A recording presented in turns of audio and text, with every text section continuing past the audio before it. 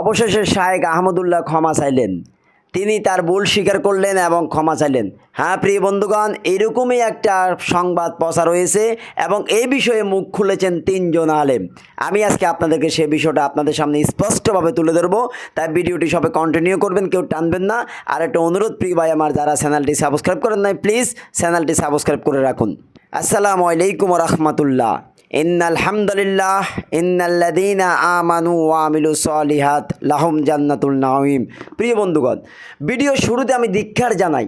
আল্লাহ রাসূল সাল্লাল্লাহু আলাইহি সাল্লাম একটা হাদিসে বলেছেন, তুমি যা শোনো, যে সংবাদ শোনো, সেটা যাচাই বাছাই না করে কোনো ব্যক্তির জন্য মিথ্যাবাদী হওয়ার জন্য এতটুকুই যথেষ্ট, সে যা শোনে তাই প্রচার করে।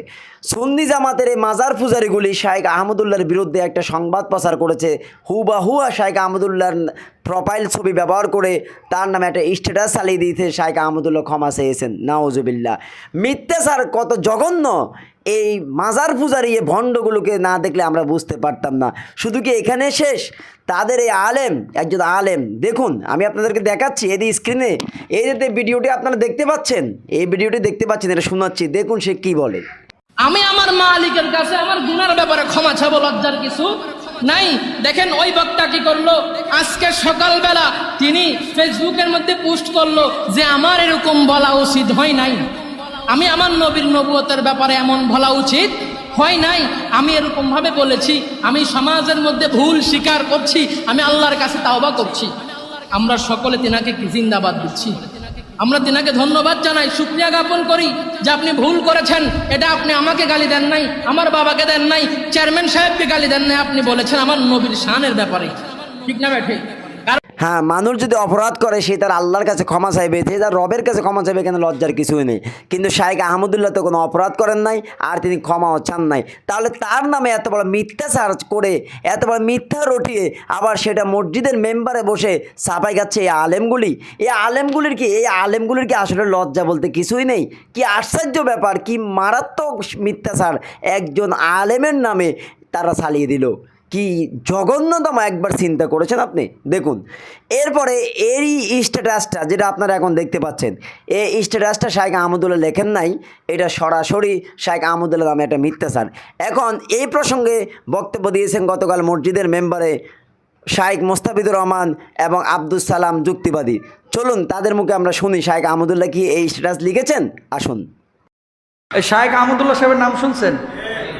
সকালে ওনার একটা ছবি ব্যবহার করে আজকে একটা পোস্ট দিয়েছে, পোস্ট ছেলে পেলে, যে উনি নাকি ক্ষমা চাইছে কোনো একটা বিষয় নিয়ে। কোন বিষয় আমি এটা নিয়ে কথা বলতে যাচ্ছি না, এটা অনেক আগে আলোচনা হয়েছে। আসলে উনি ক্ষমাই চান নাই, এ বিষয়ে উনি কোনো পোস্টই করে নাই। কি করছে, ওনার ছবি নিছে, ওনার নামটাকে এডিটিং করছে, পরে বিশাল স্ট্যাটাস নিজের মতো ঢুকাইয়া দিয়া গোটা দেশের মধ্যে ছড়াইয়া দিয়েছে, বুঝছেন? তো এই জিনিসটাকে অনেকে আবার বুঝে হোক না বুঝে হোক শেয়ার করতেছে। মিথ্যাবাদী হওয়ার জন্য সেটাই যথেষ্ট। কাফা বিল মারই কাযিবান আইয়ু হাদ্দিসা বিকুল্লি মা সামিআ। একজন মানুষ মিথ্যাবাদী হওয়ার জন্য সেটাই যথেষ্ট, যা সে শুনলো সেটাই সে প্রকাশ করলো। কেউ এরকম কোনো কাজ করবেন না, ইনশাল্লাহ বলেন। আপনারা বক্তব্যটি শুনলেন শায়েখ মোস্তাফিজুর রহমানের মুখে, যে শায়েখ আহমদুল্লাহ এমন কোনো কাজ করেন না। এটা তো সুস্পষ্ট। আপনি শায়েখ আহমদুল্লাহর আইডিতে ঢুকেন না, ঢুকলে দেখবেন তিনি এগুলি লেখেন নাই। আচ্ছা, আরও ক্লিয়ার করলেন আব্দুস সামাদ যুক্তিবাদী, তিনি শায়েখ আহমদুল্লাহর সাথে সরাসরি কথা বলেছেন। দেখুন তিনি কি বলে। বাংলাদেশের একজন ইসলামিক স্কলার শায়েখ আহমদুল্লাহ হুজুরকে নিয়ে গিয়াসউদ্দিন তাহিরি নবীর মোহাব্বত দেখাতে গিয়ে বলতেছে শায়েখ আহমদুল্লাহ হুজুরকে ক্ষমা চাইতে হবে। 48 ঘন্টার আলটিমেটাম, 24 ঘন্টার আলটিমেটাম, আবার বলতেছে সংবাদ সম্মেলন করব। শায়েখ আহমদুল্লাহ হুজুরের বিরুদ্ধে ষড়যন্ত্র শেষ নেই। আজকে সকাল থেকে একটা পোস্ট করা হচ্ছে যে শায়েখ আহমদুল্লাহ হুজুর ক্ষমা চাইছে তার ভুলের জন্য। এই দৃশ্য দেখার পরে, এই নিউজটা দেখার পরে আমি শায়েখ আহমদুল্লাহ হুজুরকে হোয়াটসঅ্যাপে নক করলাম যে শায়েখ এই পোস্ট কি সত্য, এই পোস্ট সম্পর্কে আপনার মন্তব্য কি?